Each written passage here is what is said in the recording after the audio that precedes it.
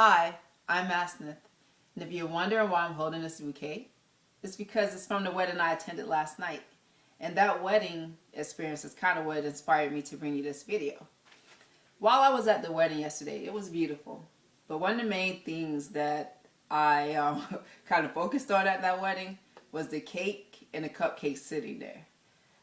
During the wedding last night, especially when I saw them cut the cake, I wanted a piece of that cake so bad. But I got over the temptation. I just said to myself, you know what? When you get home, you can make you a brownie, and that's going to satisfy the sweet. And that's kind of how I got beyond it. I think when you're raw and you're eating a certain way, you have to have a plan. For me, if I'm going to partake of any food, I kind of want to have energy when I'm done. And I want to feel better, like whatever I'm eating has nourished me in some way. So today I'm going to show you how to make a very easy, when I say easy recipe, it's easy. It's really only about 3 ingredients. The only thing with me is I kind of do mix my dates, but you can use one date.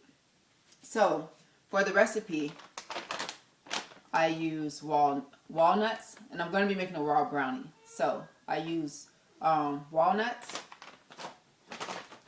I use dates, and I use cacao. And that's really pretty much it.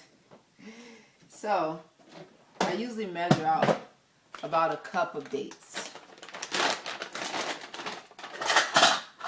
Sometimes I use a little less. I mean, it's up to you, because dates can carry quite a few calories. But I don't mind the extra calories. But if you are counting calories, you can use a little less. So I measure out about a cup. Actually, this bag is pretty much empty. I'm just going to go ahead and use the rest of it. So about that much. I pour that into my food processor. And then for dates, I usually do it this way.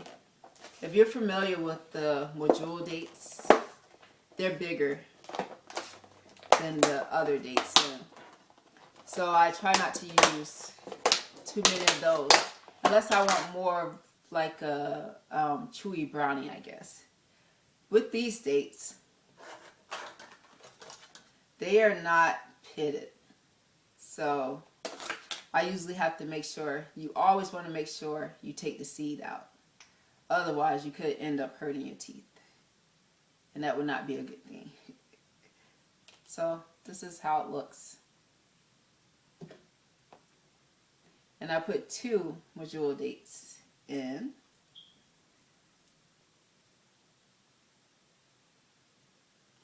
Yep. And so the module dates do have more of a caramel texture. The other dates I'm using are not as, if I could show you closer, I want to show you the difference. See how much bigger the module date is? And these are smaller. And you can tell like the module dates have a little bit more of a caramel texture. And these, they kind of don't. They're sweet, but they don't have as much of a chewy texture. So for these, I usually take about 5. And I like to fill them. Even though the seeds are these are supposed to be pitted, I still check. Sometimes they're putting them on the machines, and I feel like sometimes the machines may not always get to the seeds. So it's just safer to go ahead and check them. So that's 3, 4,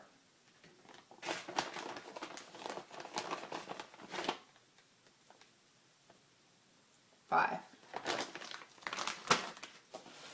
And then I take this cacao. Some people call it cocoa. Probably is cocoa, but I like to call it cacao. Or you can use something like carrot powder. Now, I'm not a huge fan of carrot powder. I'm still warming up to this. But I like to have that chocolate taste. And for me, this gives me the best flavor, I think.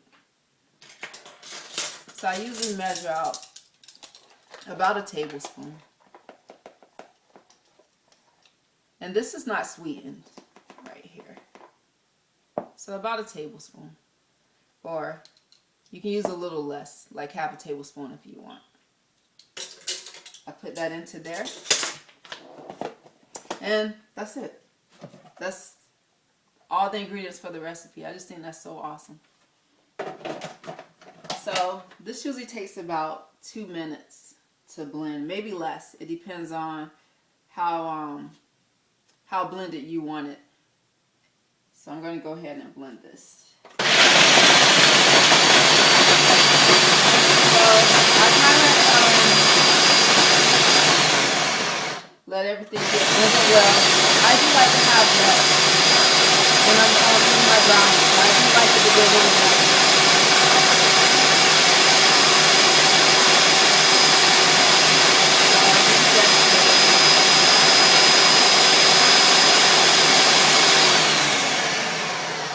I don't even think that was a full 2 minutes. If you're gonna go ahead and eat it straight, one of the things I do like to do is sometimes I eat it straight and it's not as formed as it can be if you let it sit in the fridge for about 30 minutes. And sometimes I like to just sit in the freezer overnight, and that gives it more of a candy texture to me. So I want to show you how it looks. This is how it comes out. You can see the walnut's still pretty good. You can just see it kind of breaks down all the pieces. I take it out once I rake out the ingredients into a container. And you want to use a container that you can sit in the freezer or the fridge. So I tend not to use glass when I'm going to sit it in the freezer. And this that I'm making, I am going to sit in the freezer because I already have some that I'm eating on.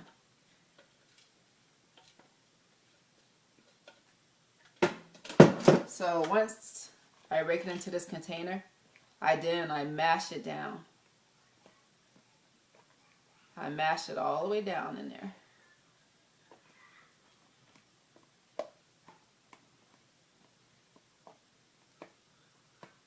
And I'm done. That's how it looks.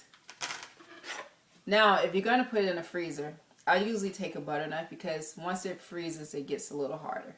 And I'll just cut like little squares in here.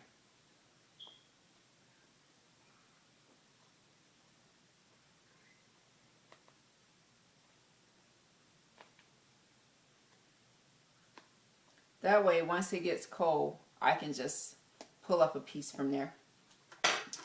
And then I cover it. So like I said, you could always eat this within maybe 30 minutes of sitting in the fridge, or you can leave it in the freezer overnight like I do. And I want to show you how it comes out. Now I want you to see how light it looks. I'm just going to show you this picture one more time. You can kind of see the walnuts a little bit. This is how it looks once it has set for a while. And you can see it looks just like a brownie. It has that texture. And it's so good. Now, when you're eating raw food, like raw treats per se with the walnuts and dates, you don't eat as much as you would. Or I should say your body probably won't take as much as it would if you were just eating processed food with sugar and oil and stuff that you're more used to. The thing about eating the raw food, I need to chew this up. It's really rich.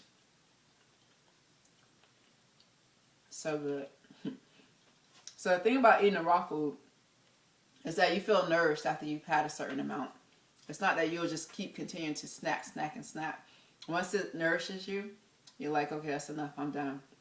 So I came home yesterday after the wedding and I ate this. And so I ate a good amount of what I made.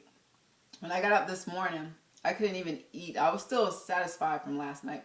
I couldn't even eat. I was still just feeling like nourished from what I did eat yesterday. So that's one thing about eating these foods.